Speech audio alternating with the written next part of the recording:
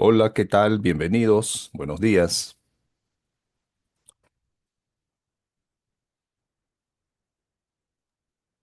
Buenos días, profesor. ¿Qué tal? Buenos días. ¿Cómo Buenos están? días, profesor. ¿Cómo han amanecido? ¿Cómo Con están? gripe, profesor. Con gripe, sí, es muy fuerte, ¿no? Hay una especie de Cambio de contagios. clima, profesor. ¿Cómo? Cambio de clima, creo es. Sí, el cambio de clima, varias cosas ahí que están afectando la salud. Hay que cuidarse, ojalá se recuperen pronto quienes están en esos procesos gripales, resfríos. Hay que abrigarse. Si hay familiares en casa un tanto más vulnerables, también hay que procurar cuidarlos, protegerlos, abrigarlos, ¿no? O los niños pequeños, ¿no? Bueno, son las etapas, las fases, ciclos de la naturaleza. Bien, estimados estudiantes, vamos a comenzar con esta sesión académica que quedó pendiente por una serie de factores que expliqué ante nuestra delegada que imposibilitaron mi presencia física, presencial, reitero, en la universidad para trabajar esta sesión que corresponde a la semana número 6 de la asignatura de Teoría Sociológica Contemporánea. Vamos a ir presentando progresivamente los principales planteamientos de Pierre Bourdieu, conocido como Pierre Bourdieu, un sociólogo francés que desde su concepción de la sociología reflexiva, llamada también sociología estructural, y que parte desde un paradigma o desde una concepción filosófica del constructivismo estructuralista, nos ofrece un planteamiento teórico que nos va a permitir observar sistemáticamente la realidad, ya sea para abordajes desde una perspectiva de la investigación sociológica, como una perspectiva de análisis sociológico. La teoría de Pierre Bourdieu que vamos a comenzar a presentar en esta sesión estará referida a la categoría o al concepto de capital. El primer referente que podemos incorporar para hablar de capital es pensar en los postulados de Karl Marx, quien tiene incluso una obra llamada El Capital. Eh, Luego se editaron volúmenes adicionales, en realidad son un total de 3 volúmenes, en donde se recoge la concepción ideológica, la concepción política, la concepción filosófica del alemán Carlos Marx y que plantea la relación de cómo se desenvuelven las relaciones de producción dependiendo de el modo de producción en el que se encuentre situada esa realidad. Y se plantearán una serie de otras categorías conceptuales alrededor de la concepción marxista de la sociedad. Entonces, el primer referente que tiene el estudio de la categoría del capital en Bourdieu, podemos decir que es Carlos Marx.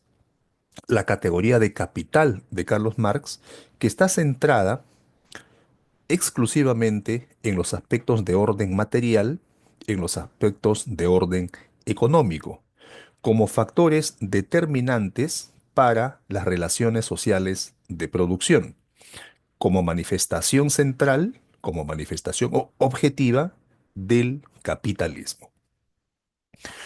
En cambio, cuando entramos a Pierre Bourdieu, encontramos que la categoría de capital tiene otros alcances. Tiene principalmente alcances como capital social, capital cultural, capital simbólico. Muchas veces se le añade también otras tipologías. Pero en la versión original, cuando en 1979 Pierre Bourdieu, editor, director y articulista de la revista científica de Ciencias Sociales, editada en francés, presenta los 3 estados del capital. Y precisamente nuestra sesión abordará los estados del capital, es decir, la noción de capital desde la perspectiva de Pierre Bourdieu. Voy a compartirles primero el documento original. Siempre es bueno remitirnos como académicos, como estudiosos, a las fuentes originales de las obras de los autores que empezamos a trabajar. Voy a proyectar ese documento para que ustedes lo puedan visualizar. Y además también como en la semana pasada, que empezamos a presentar la trayectoria intelectual de Bourdieu y que conocimos cuál fue el contexto del desarrollo, de la trayectoria, de la formación, de la presentación de sus principales bosquejos teóricos sociológicos de Bourdieu y su contexto, también les di la información de la existencia de dicha revista, ¿no? A la cual se puede acceder. Todos los artículos están en fuente abierta. Este es el artículo original. Es la revista llamada Actas de Investigación en Ciencias Sociales. El artículo se titula Los tres estados del capital cultural, el autor Pierre Bourdieu, y como podrán ver, es un texto que se encuentra en el idioma original de la revista. Es un texto que está presentado eh, en francés, ¿no? Entonces, lo que podemos decir aquí, a partir de este documento que vamos a trabajar ahora, es que cuando Bourdieu presenta los llamados estados del capital cultural, se está centrando en uno de los tipos de capital, ¿no? Ya hemos mencionado, existe también otros tipos de capital, ¿no? Pero aquí a lo que está refiriéndose Bourdieu es al capital cultural específicamente. De manera que vamos a encontrar, por ejemplo, el estado incorporado del capital cultural. Vamos a encontrar, en segundo lugar, el estado objetivado del capital cultural y luego el estado institucionalizado del capital cultural. Los tres estados del capital cultural que Pierre Bourdieu nos plantea en el contexto de su propuesta teórico-sociológica. He preparado para esta sesión una hoja de apuntes que espero nos puedan acompañar para desarrollar esta categoría del capital desde la perspectiva, desde la noción de Pierre Bourdieu. Voy a buscar el material.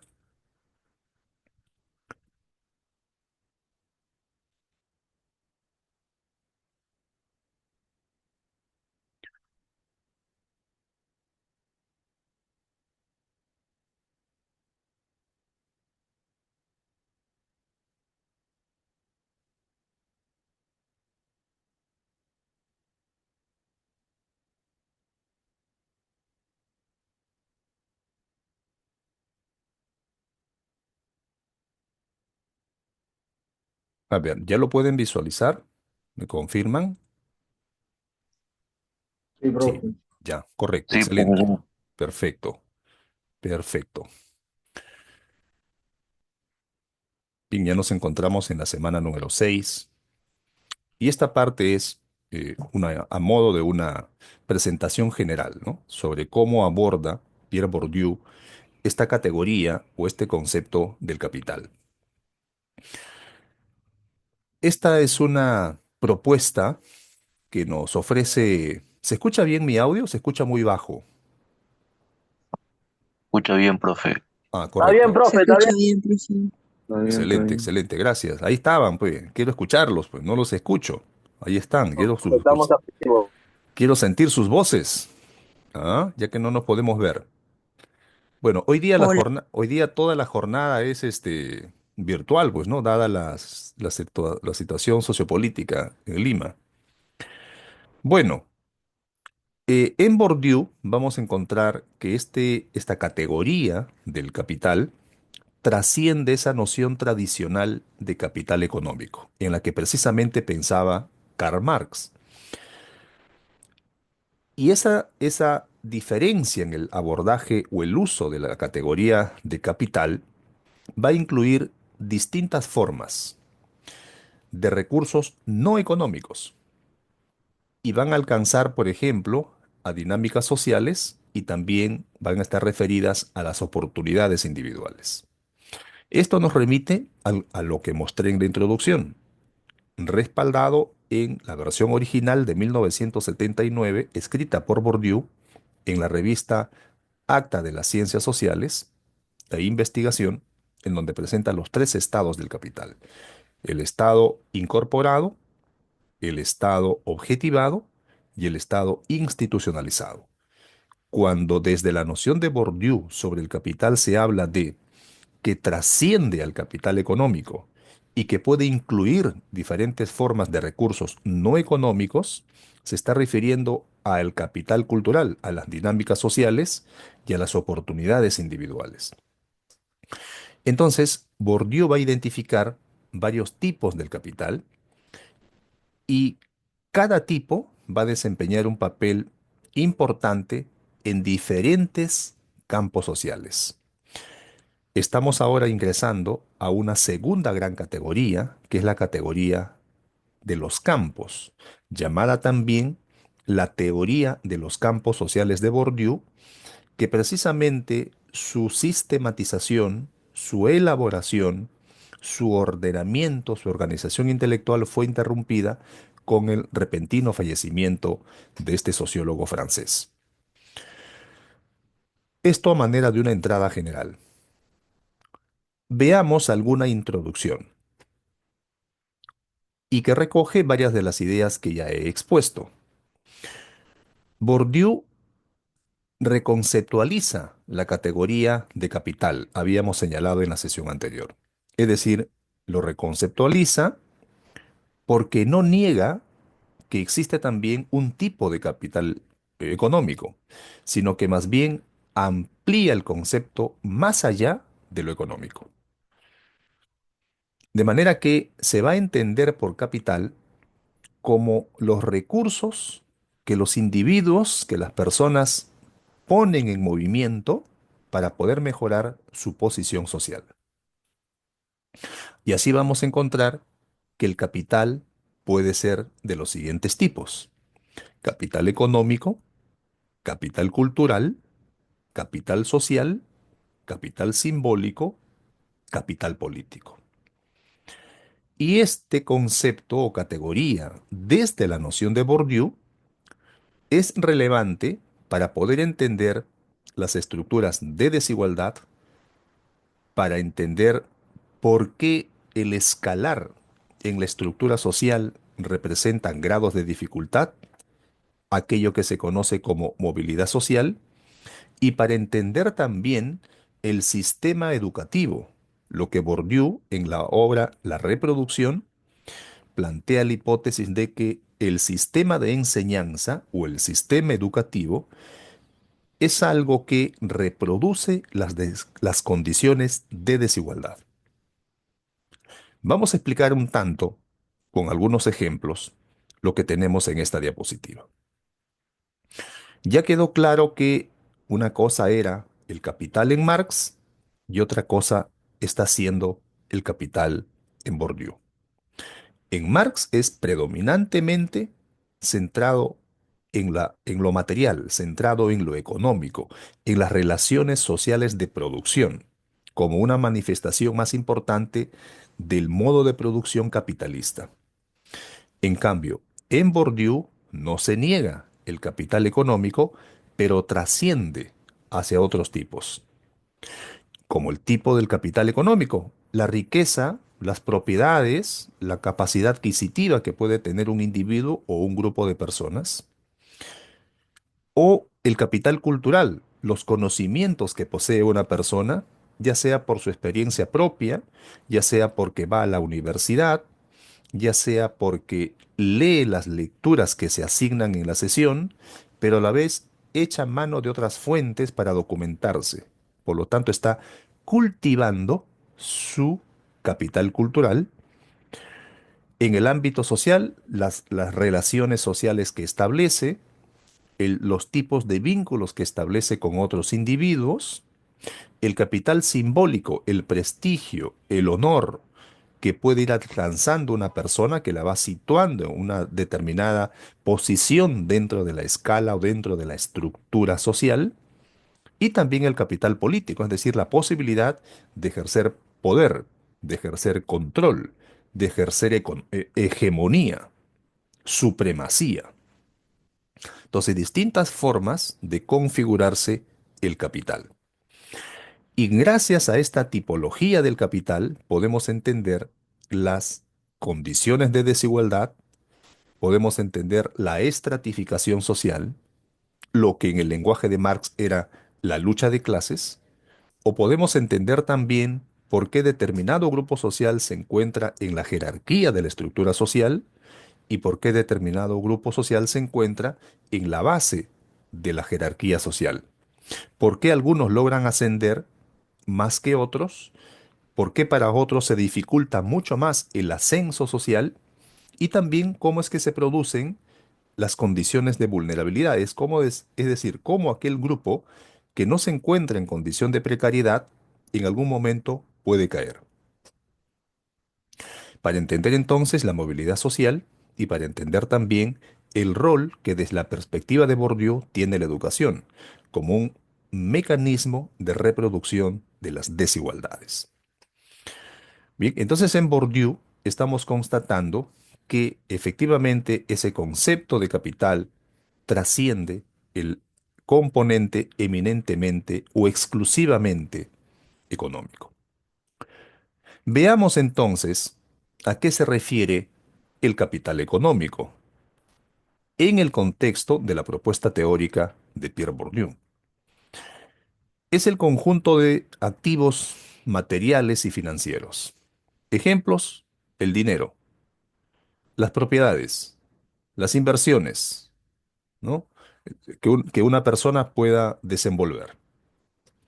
Eminentemente recursos de orden material, de orden dinerario, ¿no? Las riquezas que posee.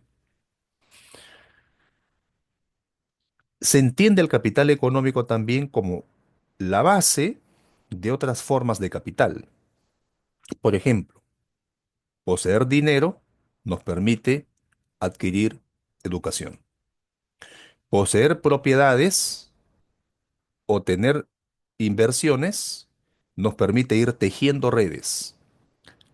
Eso va a permitirnos ir consolidando un capital social.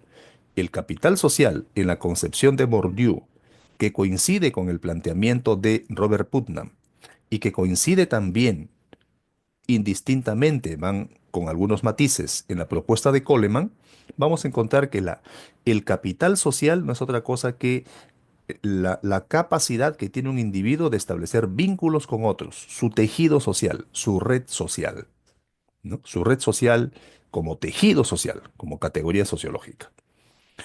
Y también puede ser base para el prestigio, para la reputación, para el honor. Las personas que están empoderadas económicamente pueden ocupar una ubicación de prestigio dentro de la valoración de la escala social. Seguramente ustedes habrán escuchado expresiones como los miembros honorables de la sociedad, ¿no? O las personas más reputadas de la sociedad, las personas de mayor prestigio, porque tienen una influencia de tipo económica. Entonces, el capital económico es visto como la base para otras formas de capital. Permite que se pueda acceder a educación de mayor calidad o más costosa, ¿no? Construir relaciones sociales, no solamente entre los iguales, sino con los que están en la jerarquía de la estructura social, o sea, los acerca a quienes toman decisiones de poder, decisiones e influencias, ¿no? Y que este capital económico también tiene una característica central: es convertible en poder económico. Es convertible en poder económico, es decir, dota de capacidad de influencia. O sea, el poseer activos materiales, financieros, riqueza económica, dota al individuo de ejercer influencia, de ejercer poder, de poder interferir en toma de decisiones incluso, en otros campos, en otros campos. Luego, podemos mirar el otro tipo de capital cultural, que es el que hice referencia en la introducción de esta sesión. Es así entonces que el capital cultural, en contraste con el capital económico, va a ser recursos no económicos que posibilitan la movilidad social. Una persona que no tiene riquezas, pero que puede poseer determinados aprendizajes o que posee determinadas habilidades, puede ser mucho más competitivo en un determinado campo, digamos, en el campo cultural o en el campo de la educación, respecto de una persona que solo posee materiales, bienes, riquezas, finanzas, pero que no ha desarrollado determinadas condiciones intelectuales u otro tipo de habilidades. Bien, entonces, el capital cultural alude a recursos no económicos, que pueden ser habilidades, cuestiones innatas, cuestiones inherentes, o los aprendizajes que en el proceso de socialización primaria, secundaria, terciaria, la persona va incorporando a su experiencia personal y que con esos aprendizajes se facilita su movilidad social. Puede ascender en la escala social. El capital cultural tiene formas, lo que en el texto original de 1979 Bourdieu denomina los estados del capital.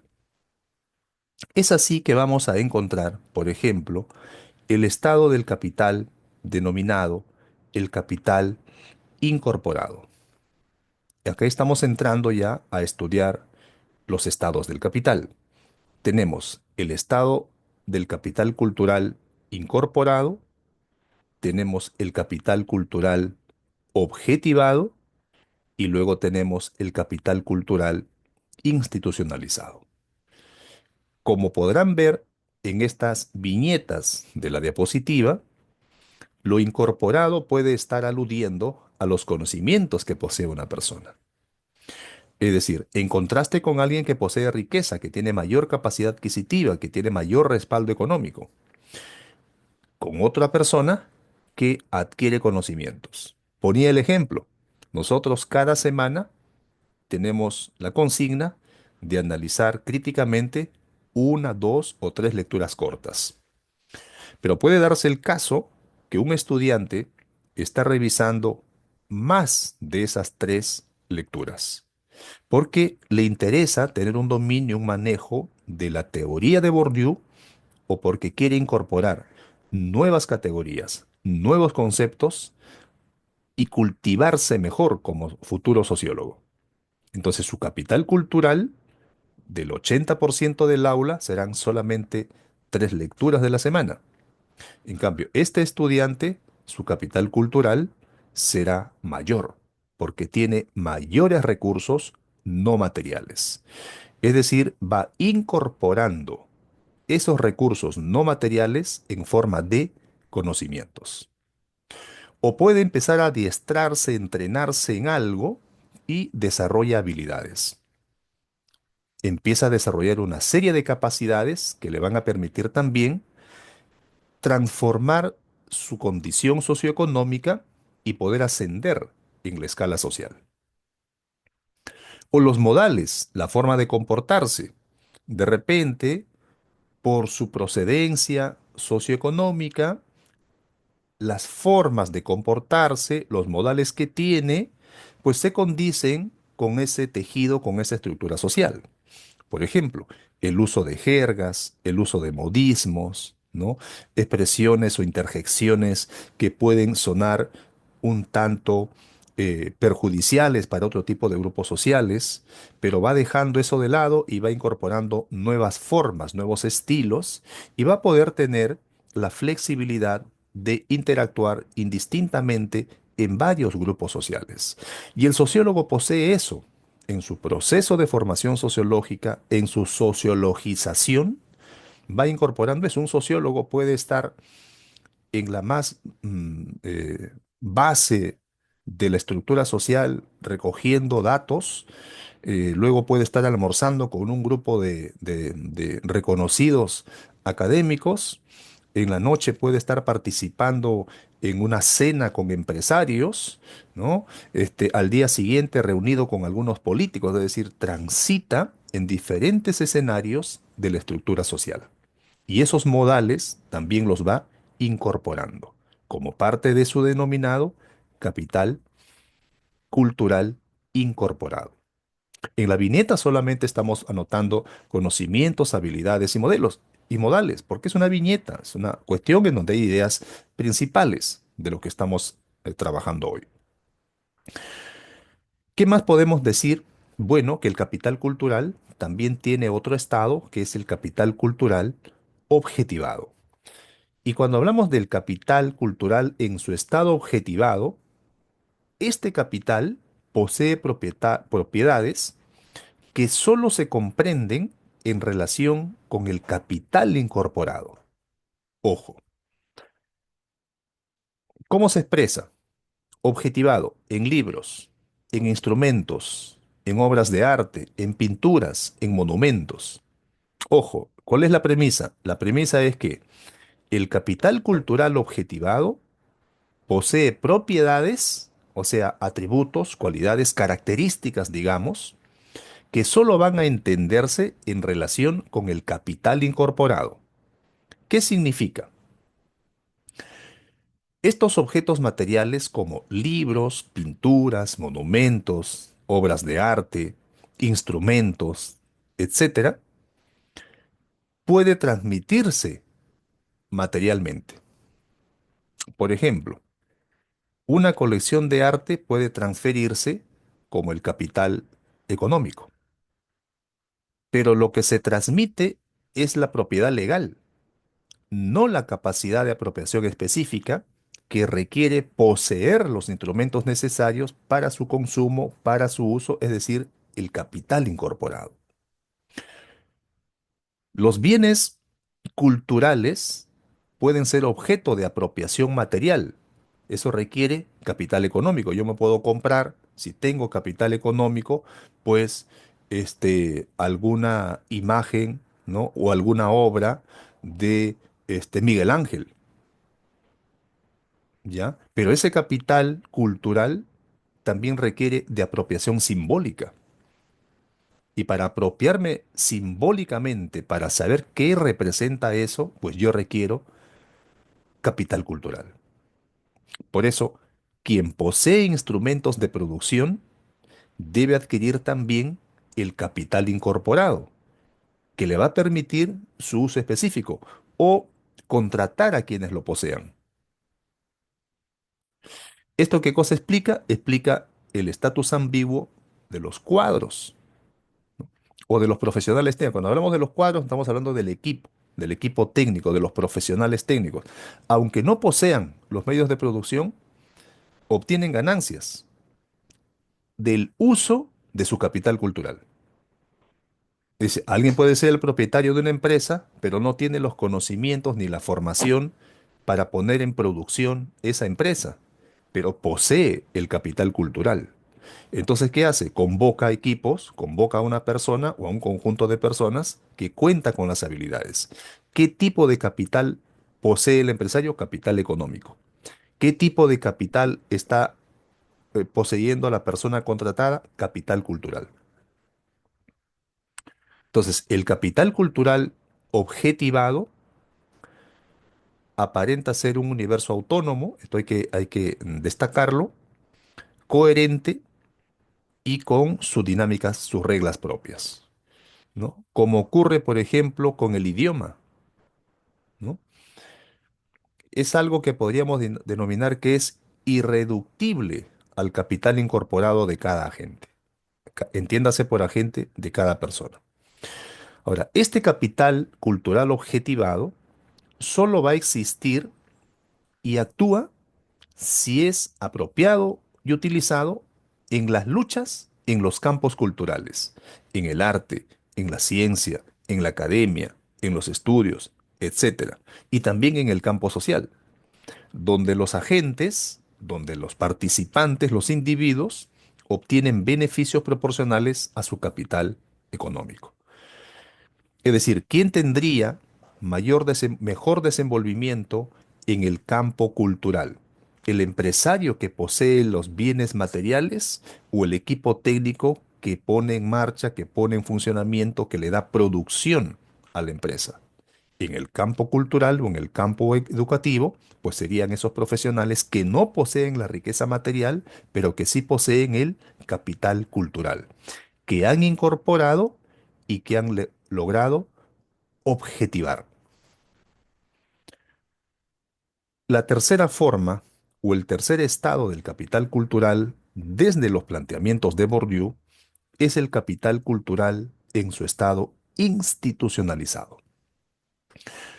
Podemos mencionar que un ejemplo de capital cultural institucionalizado son los diplomas, los certificados, los títulos que nos otorga luego de concluir y cumplir con todos los requisitos la universidad. El grado de bachiller es un diploma, es un capital cultural institucionalizado. El título profesional es un capital cultural institucionalizado.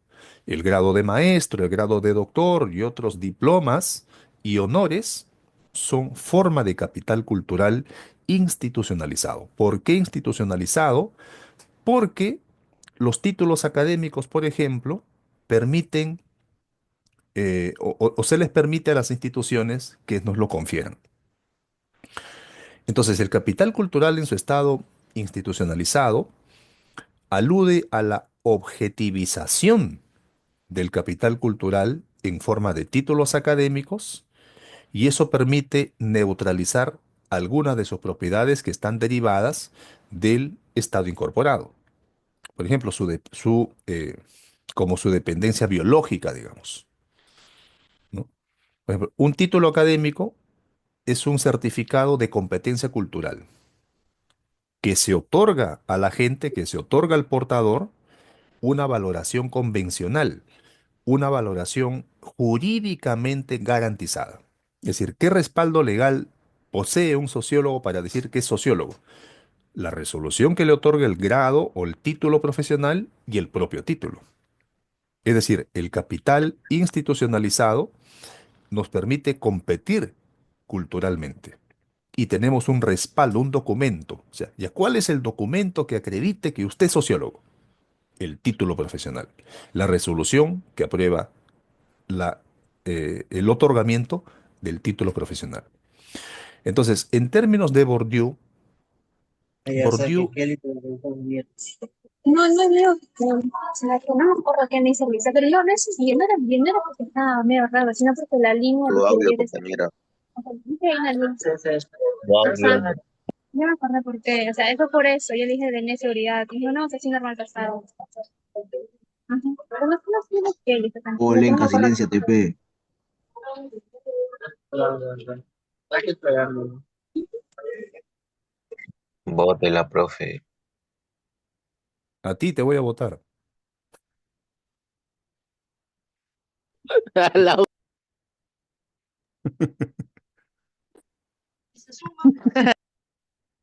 Listo. Volvemos. ¿Estamos listos? Volvemos. Volvemos. Tengan cuidado con sus audios, su micrófono. No se vayan a escuchar cosas indebidas y después terminamos en un clip en las redes, ¿ah? Por favor. ¿Cuántos cliperos hay en este grupo? ¿Hay cliperos o no? ¿Ya capturaron clips o no? El monarca, el monarca. Me los pasan, para publicarlos en mi TikTok, ¿ah? A ver, sigamos. Estamos viendo el capital, específicamente el capital cultural, y estamos viendo los estados del capital cultural. Ya hemos revisado el capital cultural en su estado incorporado, el capital cultural en su estado objetivado y el capital cultural en su estado institucionalizado. Estábamos diciendo al respecto del capital cultural institucionalizado que esto se puede conferir en forma de títulos, en forma de honores, ¿no? En forma de documentos, que van a permitirnos un certificado, un diploma, un título profesional, un diploma de algún grado académico, permitirnos la competencia cultural. Entonces, el que posee ese título es culturalmente competente a una valoración convencional, ¿no? Y además goza de un respaldo jurídico. O sea, como que alguien le pregunte, bueno, usted dice que es sociólogo ya, pero ¿qué documento tiene que acredite que es sociólogo? Tiene que ser su título, no hay otro. Su título profesional. Puede haber incorporado la cultura sociológica. Todo eso sería solo capital cultural incorporado, nada más, pero no tiene el respaldo jurídico, el respaldo institucional o documental. Entonces, este proceso, Bourdieu, en su versión original, dice lo siguiente, y voy a leer esa parte textual. Dice, acá tengo unos apuntes, dice, esta magia social produce un capital con cierta autonomía frente a quien lo posee y al capital real que detenta en un momento dado. Entonces, eso significa que a través de exámenes, a través de concursos, se va institucionalizando una serie de manifestaciones, por ejemplo, de un candidato a un puesto, ¿no? Eh, Como entre el último aprobado, el primero reprobado, una escala de méritos, un cuadro de méritos, y va estableciendo diferencias esenciales entre competencias que son reconocidas y capitales culturales que son informales. Es decir, el capital cultural puede ser formal e informal. Formal, voy a la universidad y me titulo. El capital informal, bueno, estoy estudiando sociología, pero me apasiona la antropología, entonces por mi lado voy estudiando antropología. Estoy incorporando capital cultural, conocimientos en antropología, pero no voy a poder titularme como antropólogo. Bien, entonces, ¿esto qué cosa configura? Pues configura un poder. Este poder de instituir, ¿no? Esas competencias, esas capacidades, esas posibilidades de capacidad y de competencia, se basa en una creencia colectiva, como toda frontera simbólica que es impuesta y que es sostenida socialmente. Bien, entonces ahí tenemos el, el ejemplo, ¿no? que hemos colocado, que es el lograr los títulos profesionales. Ahora, ese capital cultural institucionalizado, ¿ok? A ver, por ahí creo que hay un micrófono abierto, ¿ah?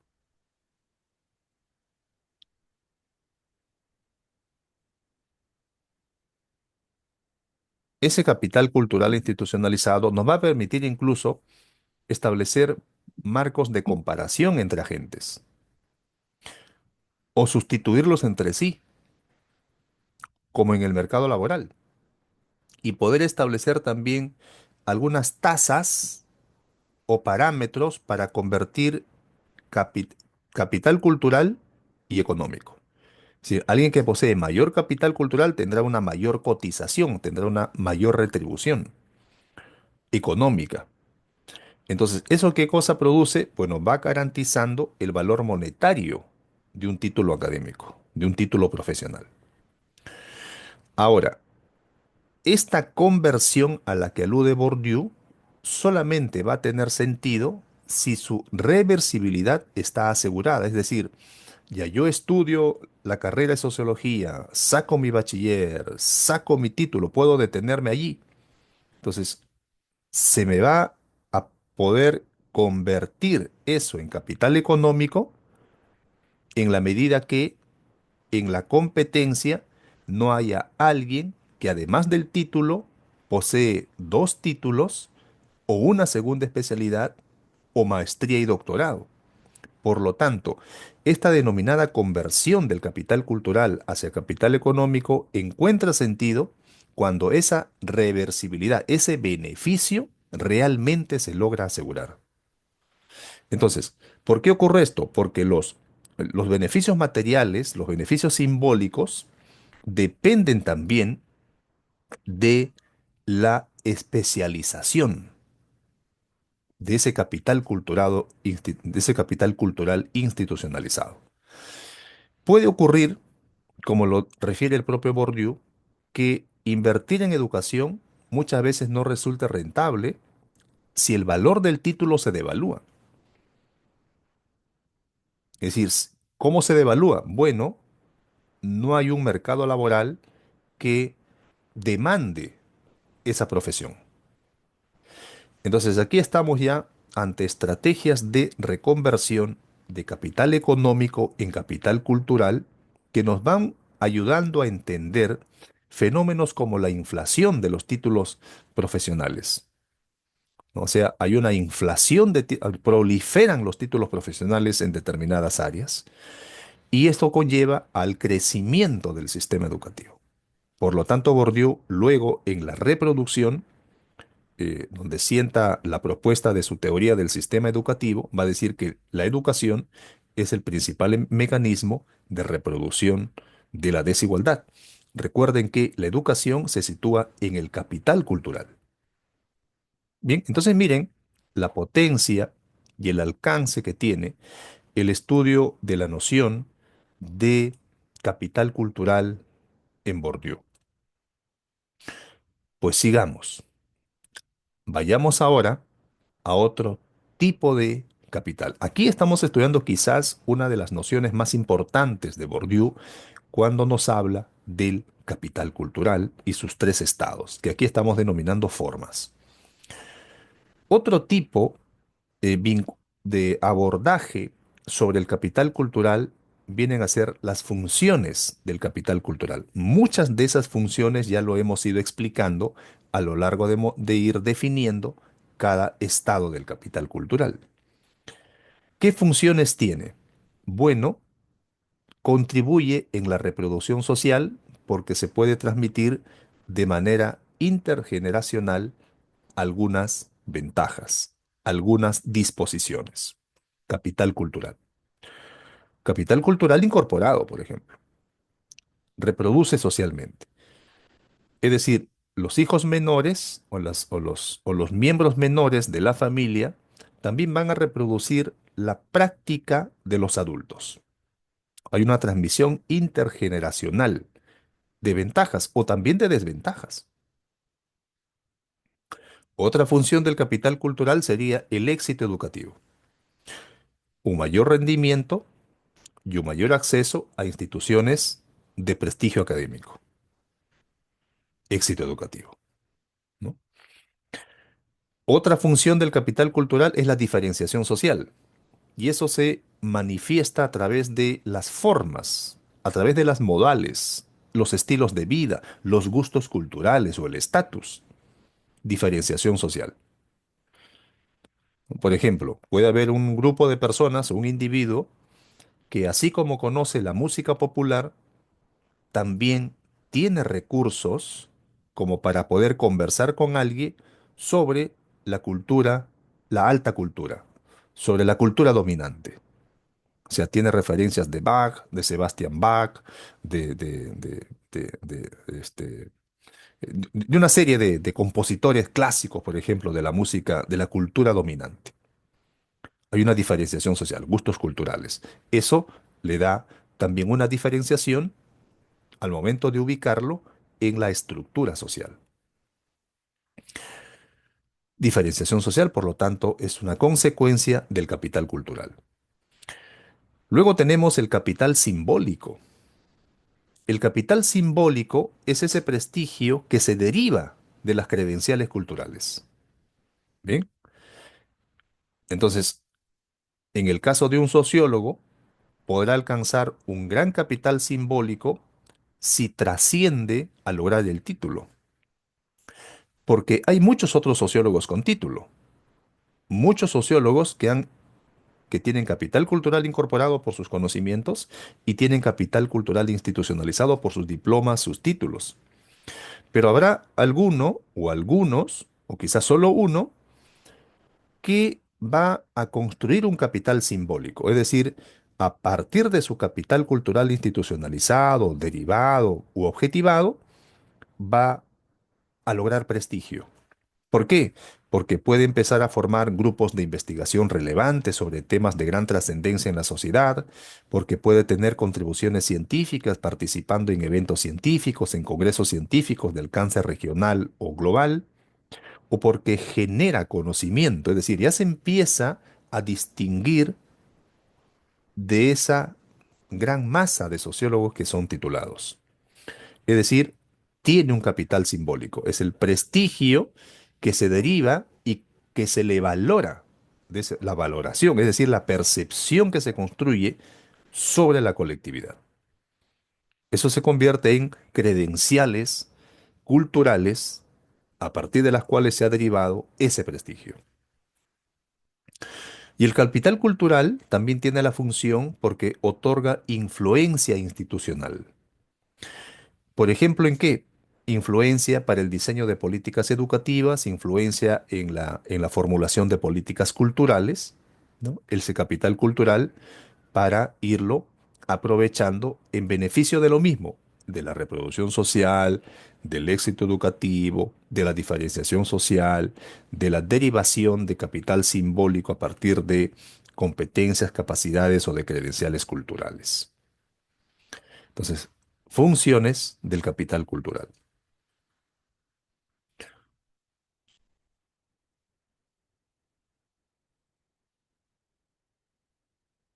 Sigamos. Hablemos ahora del capital social. Claro, Bourdieu es uno de los autores importantes sobre el trabajo del capital social. También es otro de los tipos de capital, ¿no? Ya hemos visto el capital económico, hemos visto el capital cultural, ahora estamos viendo el capital social. ¿A qué alude el capital social en la perspectiva de Bourdieu? Bueno, está referida a mis redes sociales. Ojo, no me estoy refiriendo a las redes sociales digitales, ¿ah?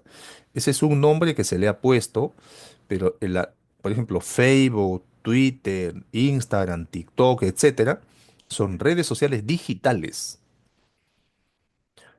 En la sociología también incorporamos las redes sociales digitales, pero el concepto originario de red social es el que alude al entramado social, es el que alude al tejido social, a cómo se estructuran las relaciones interpersonales o las relaciones de interdependencia entre los individuos. La red social. Es decir, puede haber una persona que posee una gran red social en donde todos son sus pares, todos son sus iguales, o puede haber una persona que su red social, estando situado en la escala meso de la estructura social, se relaciona con personas de la clase baja o se relaciona con personas de la clase alta, ¿no? O sea, es decir, una red social vertical, ¿no? De arriba hacia abajo, o una red social horizontal, entre sus pares, entre sus iguales, ¿no? O una red social que articula con todo, con toda la escala social. Entonces, el capital social está aludiendo a esas redes, a ese entramado social y a esas relaciones que pueden brindarnos qué cosa, apoyo cuando lo necesitemos, o darnos un respaldo, darnos una confianza, incluso viabilizarnos el acceso a recursos. Gracias, en términos simples, a mis contactos, gracias a mis relaciones, gracias a mis amistades. Ese es el capital social, en términos sencillos, en términos simples, a partir de lo que propone Pierre Bourdieu. Es este cero. Sí, Humberto, adelante. Hola, Humberto, adelante.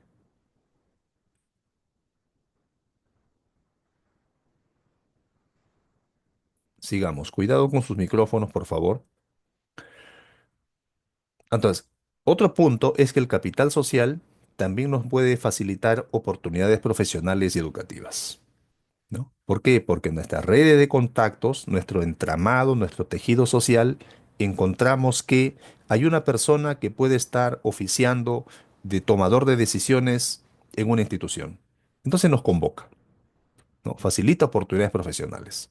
Pero ese individuo, el convocado, digamos, tiene que poseer capital cultural incorporado, tener habilidades, tener conocimientos, poseer cultura y también capital cultural institucionalizado, tener algunos documentos que jurídicamente respalden sus competencias, sus capacidades. Por lo tanto, el capital social constituirá una fuente de cooperación y también una fuente de reproducción de privilegios. Una cosa es relacionarse con quienes toman la decisión y tienen el control hasta capacidad de influencia, poder económico y poder político, y otra cosa es relacionarse con los de abajo.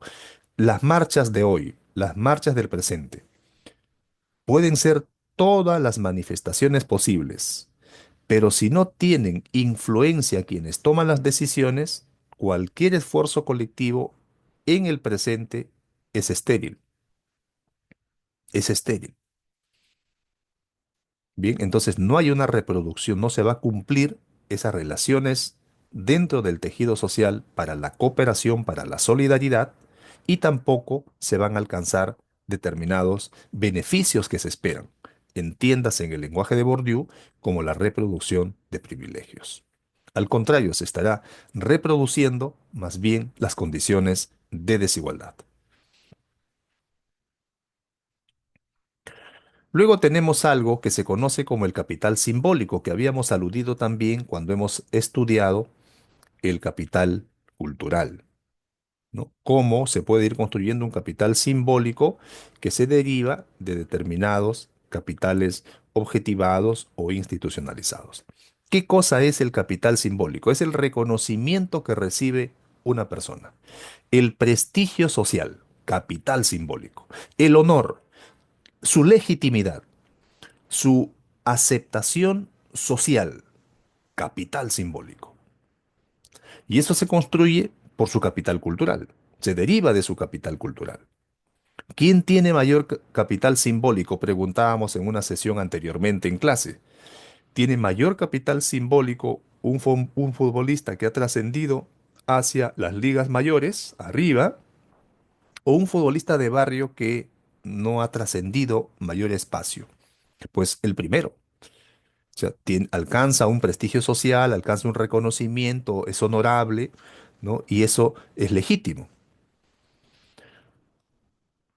Y el capital simbólico, habíamos dicho, reforzando las ideas anteriores, también se deriva de otras formas de capital cuando son socialmente valoradas. Si es que no hay una valoración social, es decir, no hay una percepción favorable, ese capital simbólico no se va a legitimar, no se va a configurar. Y ese capital simbólico también nos otorga poder, un poder simbólico, es decir, una influencia sin coerción. Basta que sea el futbolista que se mueve en ligas mayores y tiene todas las facilidades para algo. Pero el futbolista de club de barrio, como no ha trascendido, como no ha sido socialmente valorado, no ha alcanzado poder simbólico, entonces no podrá obtener las ventajas o beneficios de este futbolista que se mueve en las grandes ligas. Bien, es decir, su solo nombre hace que se abran todas las puertas. Eso ocurre. Por eso uno cuando quiere conseguir algo, se contacta con un amigo, llama a alguien y le dice, lo estoy llamando de parte de fulano de tal. Ese nombre me abre las puertas. Pero, ¿cómo lo conseguí eso? Con mi capital social, con mis redes, con mi tejido social, con mis relaciones personales. ¿No? Una cosa que ustedes digan, ¿no? Por ejemplo, un estudiante que tiene problemas en el curso, que diga, aló, profesor, lo estoy llamando en nombre de la delegada, ¿no? Otra cosa que me diga, lo estoy llamando de parte del monarca, ¿no? Y otra cosa es que me diga, lo estoy llamando de parte de Fátima, ¿no es cierto? Entonces, yo tengo como persona, como agente, también la posibilidad de construir, de valorar socialmente el capital simbólico. Bien, entonces opera como un poder, una influencia sin uso de la fuerza, una influencia sin coerción, algo que viabiliza, algo que permite un rápido desplazamiento y un cambio en la movilidad social. No es una movilización permanente, es una movilización fluctuante, fluctuante, ¿no? Luego, el capital político, que es otro tipo de capital que también eh, Bourdieu incorpora dentro de su tipología. El capital político ya está referido en Bourdieu al poder de influencia. Ese poder que poseen las personas de poder modificar las estructuras o de poder alterar procesos políticos. poder e influencia en las estructuras y en los procesos políticos. Si bien es cierto, esta categoría de capital político se señala que no ha sido tan desarrollado por Bourdieu, pero termina siendo una categoría clave, es decir, no es específicamente, ¿no?, algo que con bastante amplitud haya trabajado Bourdieu, porque todos los otros elementos categoriales que él señala finalmente configuran también una forma de capital político. Se influye desde el momento que se ejerce, ¿no?, una influencia sin coerción y que se ejerce un poder simbólico, ya eso constituye parte de una característica, un atributo del capital político. Por lo tanto, el capital político, desde la perspectiva de Bourdieu, se entiende como poder e influencia en estructuras y procesos políticos. Esta es una categoría clave para el análisis en la ciencia política, en la politología, en el análisis del poder. Y el capital político está vinculado al campo político, es decir, la competencia que se respalda en mi figura, en mi valor simbólico y también en la legitimidad que se posee. Entonces aquí ya estamos adentrándonos también a mirar la otra teoría y las categorías que se derivan de la teoría de los campos de Bourdieu. Bien.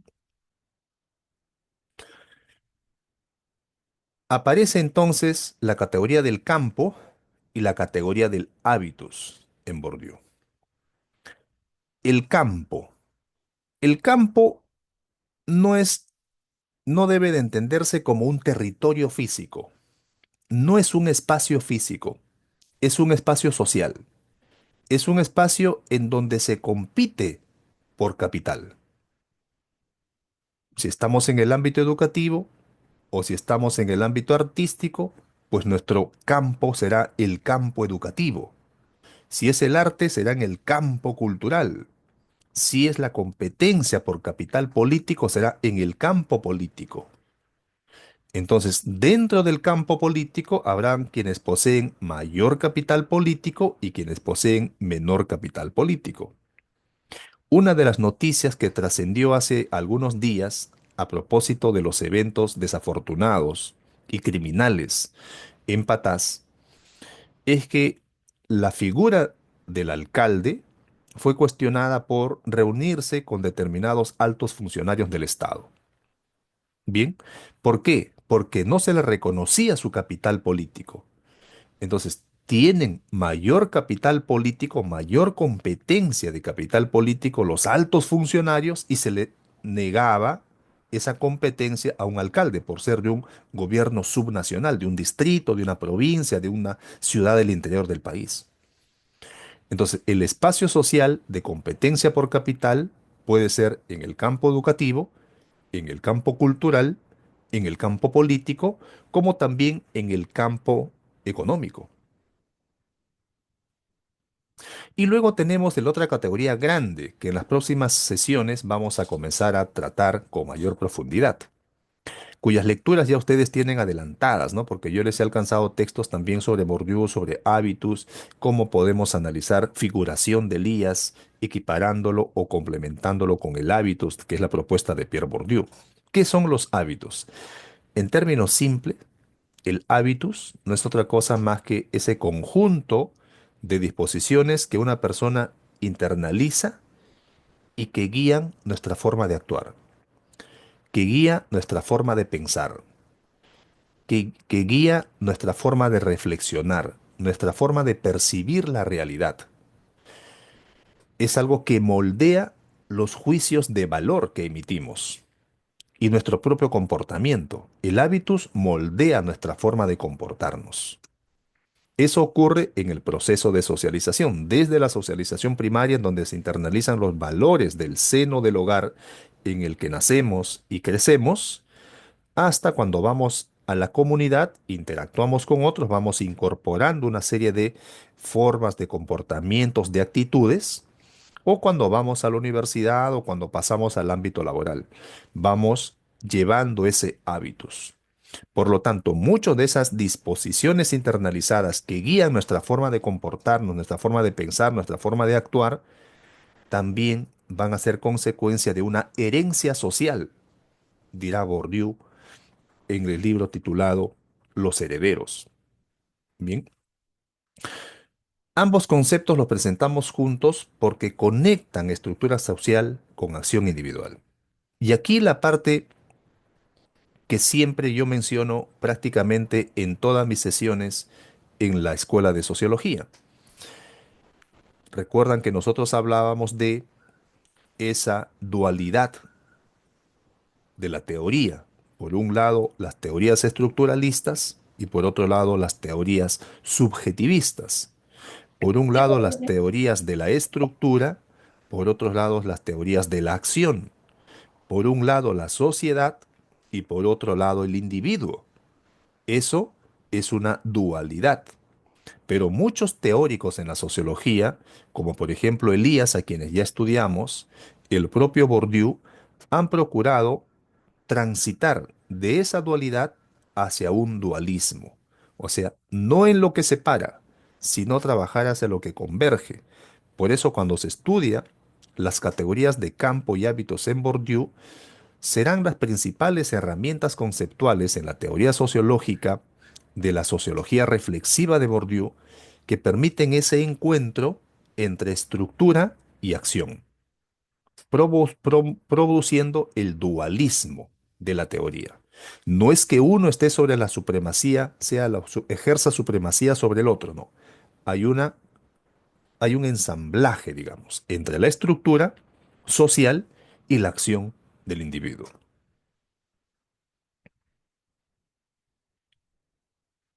Lo otro es el concepto de violencia simbólica. Esta será otra categoría fundamental en la teoría sociológica de Pierre Bourdieu. ¿Qué cosa es la violencia simbólica? La violencia simbólica es aquella que no hace uso de la fuerza, es decir, los golpes físicos. Esa violencia se impone de otro modo. Por ejemplo, construyendo significados culturales que legitiman la dominación. Esa desafortunada expresión en mucho sector de la población que dice, no importa que robe, pero que haga obras, es una representación objetiva de la violencia simbólica.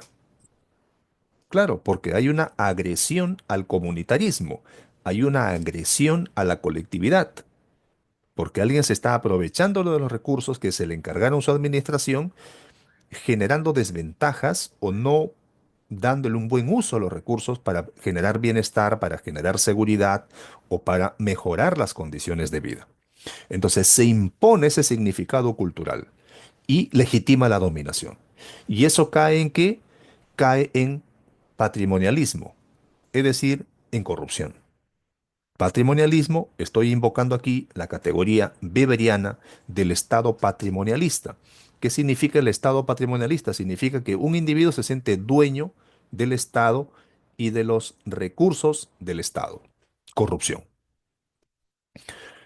La violencia simbólica, entonces, también naturaliza jerarquías. Entonces, lo social se presenta como lo normal. Si todos lo hacen, ¿por qué quieren cambiar las cosas? Otra expresión desafortunada, ¿no? Entonces, naturaliza las jerarquías, las relaciones de dominación. Lo social se presenta como lo normal, o sea, todo acto, todo comportamiento, eso es normal. A todos los políticos son corruptos, es normal, ¿no? Todos los alcaldes roban, es normal. Se naturaliza esas jerarquías. Y también las formas de relación. Esta violencia simbólica, ¿dónde ocurre? En varios lugares. Dentro de nuestra propia familia. Ocurre a través de los medios de comunicación que desde la perspectiva de Althusser, por ejemplo, que Althusser tiene una vocación de una orientación dialéctica, una orientación marxista, pues los medios de comunicación no son otra cosa más que mecanismos de reproducción también de las relaciones de dominación, porque imponen la verdad construida por las estructuras del poder económico que son propietarios del poder comunicacional. Se reproduce en la escuela. ¿Recuerdan ustedes en la sesión anterior presencial que hablábamos sobre el doble arbitrario? El doble arbitrario se expresa en dos grandes aspectos: en cómo la institución educativa dosifica los contenidos que se le da a una clase, a una lección, y cómo luego se evalúa el que esa clase, ese grupo de estudiantes, aprenda o no aprenda, incorpore o no incorpore esos contenidos en su bagaje de conocimientos. Si los incorpora, se le pondrá una nota probatoria. Si no los incorpora, si no aprende, se le castigará con una nota desaprobatoria. Eso ocurre en el sistema de enseñanza en la perspectiva de Bourdieu. Por eso es que Bourdieu dice que la educación es el principal mecanismo de reproducción de la desigualdad, en donde la violencia simbólica se ejerce en ese denominado doble arbitrario. Veamos ahora, en esta parte final, algunas críticas al enfoque de Bourdieu. Como es natural, toda propuesta teórica tiene sus críticos, y eso representa una gran oportunidad para que la teoría vaya alcanzando mayor desarrollo, se vaya reelaborando, vaya madurando, se vaya consolidando. No es malo que una propuesta teórica reciba críticas de parte de la comunidad sociológica. Críticas. Y cuando hablamos de crítica, no solamente nos estamos refiriendo a posturas que desacreditan el planteamiento de Bourdieu. También las posturas pueden ser a favor. Y aquí tenemos al menos 4 puntos, ¿no? Uno en cada viñeta respecto de el tema de esta diapositiva. Por ejemplo, una compatibilidad cuestionada con el marxismo, por un lado. Muchos críticos dicen que hay una débil atención a la interacción social, por eso que muchos teóricos críticos a la teoría de Bourdieu dicen que en la teoría de Bourdieu realmente lo que predomina son las estructuras sociales antes que la agencia individual, ¿no? Porque el hábitus se construye, dice que son disposiciones que uno internaliza, entonces las disposiciones que uno internaliza son externas, es como externa al individuo e influye en el individuo, ¿no? Otra crítica es que hay un riesgo de reforzar distinciones de clase. Claro. Entonces, no solamente estamos hablando de las clases sociales diferenciadas y que se expresa en una lucha de clases en la concepción marxista, sino que también surgen grupos diferenciados según su capital cultural, según su capital simbólico, según su capital político, según su capital cultural, según su capital cultural. Es decir, hay una distinción de clase, diferenciación de grupos sociales. Y por lo tanto, también se le critica o se le acusa de reificar el hábitus. Y el hábitus se convierte en una rigidez determinista. O sea, es el hábitus quien me va a catapultar hacia mi capital cultural, o me va a catapultar hacia mi capital económico, o me va a catapultar hacia mi capital social, a mi capital político, etcétera. Estas son las principales críticas que recibe la propuesta de Pierre Bourdieu a su teoría del capital. Entiéndase aquí que estas propuestas de Bourdieu están referidas también a una intención, a una noción de poder replantear o reformular o ampliar, sobre todo, el concepto o la noción eh, de capital en Marx. Dentro de este tópico de las críticas al concepto de capital en Bourdieu, está referida, por ejemplo, que esa categoría de capital es incompatible con el concepto que utiliza Marx. Claro, alrededor de esto se ha debatido esa incompatibilidad entre el concepto de capital de Bourdieu y el concepto de capital en Marx.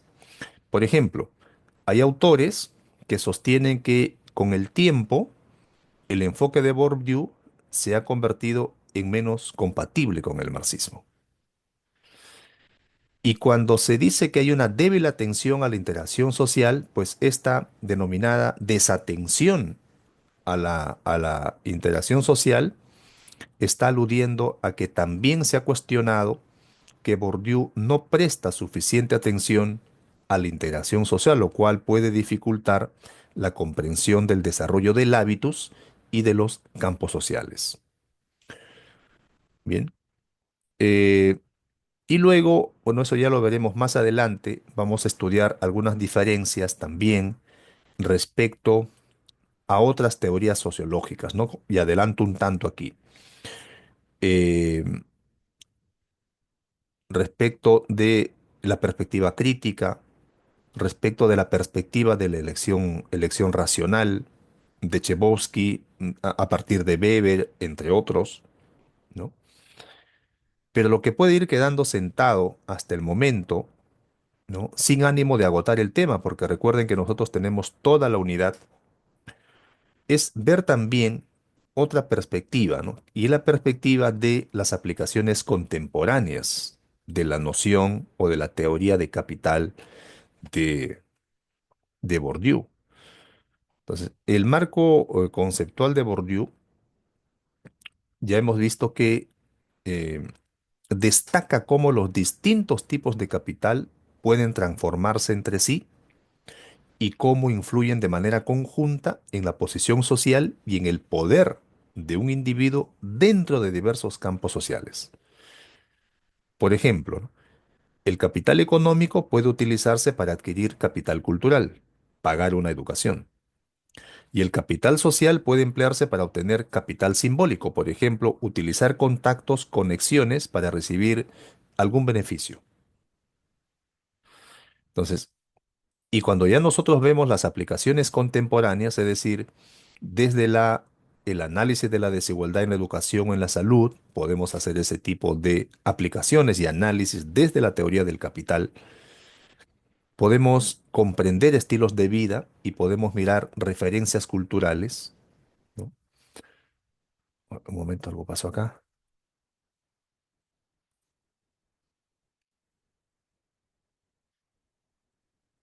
Aquí se movió. Bien, entonces podemos ver estos tópicos también con interés de poder realizar análisis mucho más exhaustivos, ¿no? Bien, otro punto, finalmente, que podemos trabajar es la evaluación de la movilidad social y las barreras estructurales, ¿no? La influencia en las políticas públicas y en las prácticas institucionales, ya lo habíamos visto, y a modo de conclusiones, ¿qué podemos afirmar? Bueno,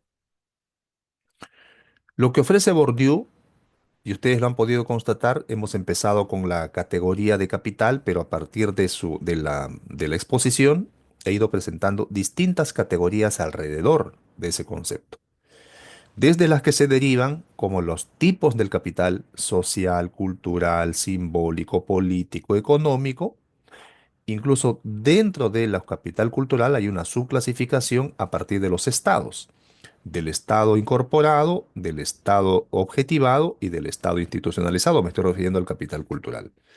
Y ahí aparecen en conexión otras categorías, como por ejemplo la violencia simbólica, como por ejemplo la función del capital cultural.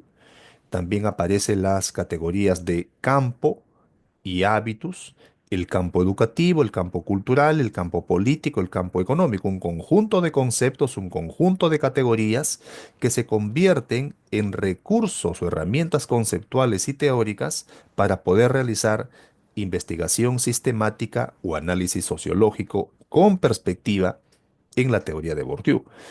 Por lo tanto, un primer avance de conclusión o a modo de conclusión es que Bourdieu nos ofrece un marco analítico muy potente para estudiar desigualdades sociales.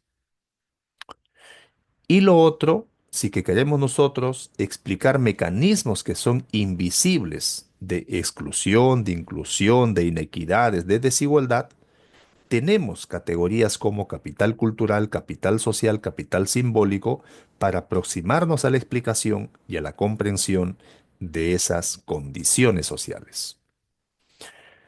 Hay que reconocer, a pesar de la crítica, que la teoría de Bourdieu sí evoluciona, sí contribuye a trascender de, de la dualidad, en donde diverge, hacia el dualismo, en donde converge, tanto la estructura como la agencia. Y esto es posible a través del hábitos y a través del campo. Bien, entonces, ¿qué hemos aprendido en esta sesión? A ver, ¿qué hemos aprendido? Antes de despedirnos, ¿quién podría contarnos algunas ideas de lo que hemos planteado a lo largo de la sesión? Ah, profesor, que Bourdieu, ¿me escucha, profesor? Fuerte y claro, gracias. Allá, que Bourdieu habla del capital social, cultural y simbólico, ¿no? Dentro del capital cultural hay también subdivisiones, ¿no? Que puede ser por dónde se vive, la red de contactos u otros, ¿no? Y dentro del capital, también dentro de ellos, Bourdieu habla de que hay una violencia simbólica, ¿no, profesor? Y esa violencia simbólica se da mayormente en lo político, ¿no? Asimismo, podemos podemos ver las desigualdades sociales viendo esta estructura de Bourdieu, ¿no? Y también hacer una comparación con el capital de Marx, que más va a lo económico y Bourdieu va más a lo social, ¿no? Algo que podemos rescatar también es que Bourdieu analiza la sociedad, pero la sociedad de su tiempo, ¿no? Y una crítica que se podría dar a Bourdieu es que no, el capital no siempre define todo, ¿no? En el caso del capital cultural. Por ejemplo, usted hablaba del espacio, ¿no? Por ejemplo, yo institucionalizado, yo estudio en Villarreal. Villarreal no es prestigioso a nivel mundial, ¿no? Pero uno que estudia, por ejemplo, en la Sorbona de París, pesa más institucionalmente un estudiante de sociología que uno de Villarreal, ¿no?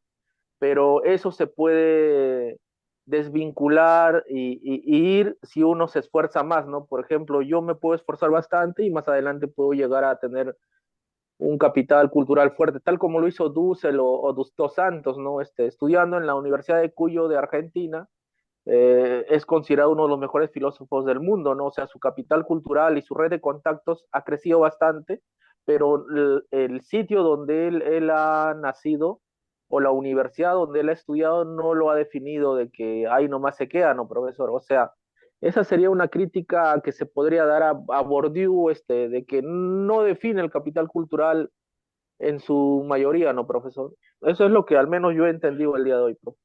Excelente, muy bien, y te agradezco por este recuento y esta síntesis, ¿no? Excelente, un gran esfuerzo de poder sintetizar las ideas centrales de la sesión. Bueno, lo que dice nuestro compañero es completamente válido, ¿no?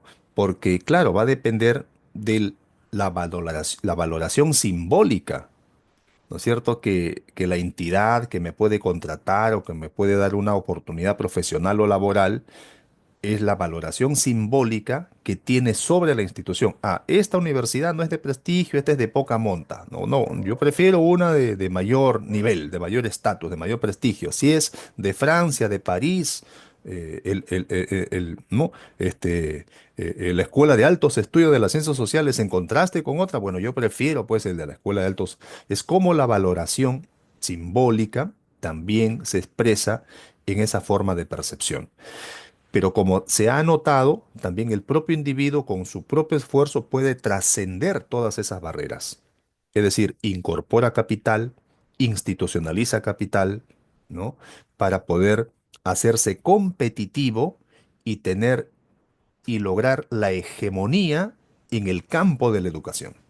Los campos en realidad son campos de batalla, son campos de competencia en donde gana el que posee el mejor o mayor capital, ya sea en el campo económico, situándonos en el campo económico. Por un lado, el Grupo Romero y por otro lado, una familia empresaria de Gamarra. ¿Quién posee mayor capital económico? El Grupo El grupo Romero. Romero. Lógico, ¿por qué? Romero. Porque tiene capital social, tiene capital económico, tiene capital cultural y tiene capital simbólico.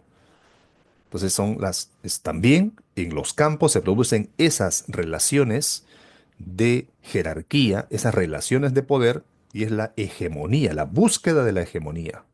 ¿no? Que puede variar en algún momento, ¿no? Transitoriamente, no son movilizaciones de ascenso, de ascenso, de ascenso, de ascenso, de ascenso, de ascenso. Son cuestiones mucho más fluctuantes, como en la lógica weberiana, ¿no? En la lógica weberiana, los grupos o las clases sociales no están determinados como en la lógica marxista, sino que pueden estar un momento arriba, un momento abajo, subir un poquito más, bajar un tanto y conservando sus condiciones socioeconómicas, no perdiéndolas absolutamente, ¿no?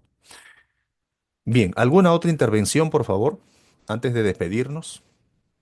Profe, una consulta, en el caso del M-19 o del LTP, Ejército eh, Colombiano del Cauca, son grupos organizados que en la época de los 90 y 80 con Galán tuvieron o sea, tuvieron un capital total, ¿no? Pero ellos provocaron una violencia en las esferas políticas, en este caso en el Congreso de Colombia, y llegaron al poder, pero mediante esa violencia política. O sea, acá la teoría de Bourdieu se caería para abajo o cómo funcionaría, porque acá ya no interesa el tipo de capital que tienen, ¿no? Claro, políticamente eran fuertes, ¿no? Pero entra una violencia, una amenaza, ¿no? Y con esa amenaza coparon todas las estructuras del poder, ¿no? ¿Cómo se podría explicar eso, profesor? Claro, claro, por supuesto, hicieron uso de la fuerza, hicieron uso de la violencia, pero como método político. Ahora, esa práctica alcanzaba legitimidad en algunos sectores sociales, en algunos sectores económicos, en algunos sectores políticos también. Por lo tanto, es la valoración. Había un capital simbólico, se posee se construye un capital simbólico que se legitima. O sea, no es una cosa institucionalmente dada por un sistema electoral, pero es una cosa legítima, ¿no? O sea, y es parte del juego en las relaciones de poder, ¿no? O sea, Bourdieu sí podría ayudarnos a entender eso atribuyéndole el capital simbólico, ¿no? O sea, tiene un capital simbólico, logra una aceptación, se construye una legitimidad y por lo tanto hay una adhesión. Ahora, si queremos hacer un análisis mucho más exhaustivo, por supuesto que no siempre en las complejidades de esas realidades será suficiente un solo autor, una sola teoría o una sola perspectiva teórica. Tendríamos que combinar a otros. Por ejemplo, ¿con quién podríamos entender mejor eso? Quizás no tanto con la concepción marxista, sino quizás mejor con la concepción del poder de Max Weber, ¿no? Por los tipos de dominación, ¿no? Que puede ser una dominación de tipo mucho más carismática, orientada hacia una función carismática que conecta con el capital simbólico. Por ahí podemos hacer algunas reflexiones, algunos replanteamientos, algunas discusiones sobre el caso que nos trae nuestro compañero. Profesor, pero la aceptación tendría que ser en todo caso de la población o del gobierno. Por ejemplo, Leostaditas Catatuna, la ETA, allá en España, no es aceptado, ¿no? Y acá Sendero Luminoso, el MRTA, no fueron aceptados. O sea, son grupos beligerantes o de aniquilamiento, si se le quiere llamar terroristas, que no son aceptados por una de custodia de poder alto, ¿no?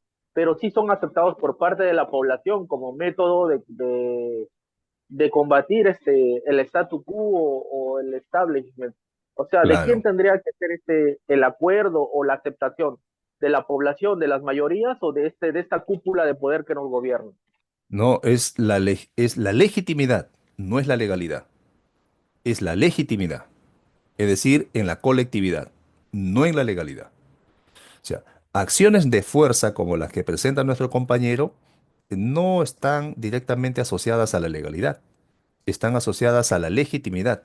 Es lo que en la concepción marxista se conoce como la violencia revolucionaria, ¿no? Por eso decía, y vuelvo al comentario anterior, no toda teoría será suficiente para estudiarlo todo.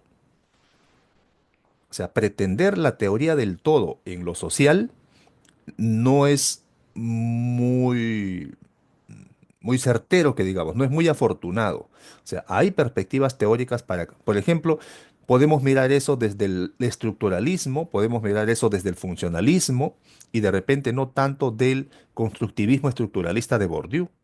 Si la cosa va por deslegitimar y además hay rechazo tanto en los sectores altos, dominantes, como en los sectores sometidos, entonces ahí estamos ante un suceso que puede no constituir siquiera hecho social en la lógica de Weber. Entonces podría ser analizado desde la perspectiva de la teoría del conflicto, que incorpora otros elementos. La teoría del conflicto que podría quizás tomar como teoría sustantiva a los planteamientos de Bourdieu. Una gran teoría general, una teoría de enfoque estructural, que puede ser, por ejemplo, la teoría crítica, una teoría de alcance medio, que sería alguna de las teorías del conflicto, yo sugiero Ralph Dahrendorf, y como una teoría sustantiva, quizás pensar un tanto ya en la parte más acercada al objeto de análisis, la teoría del capital o del poder simbólico en Bourdieu. Bien, listo, Sí, profe, colegas. perfecto, profe, gracias.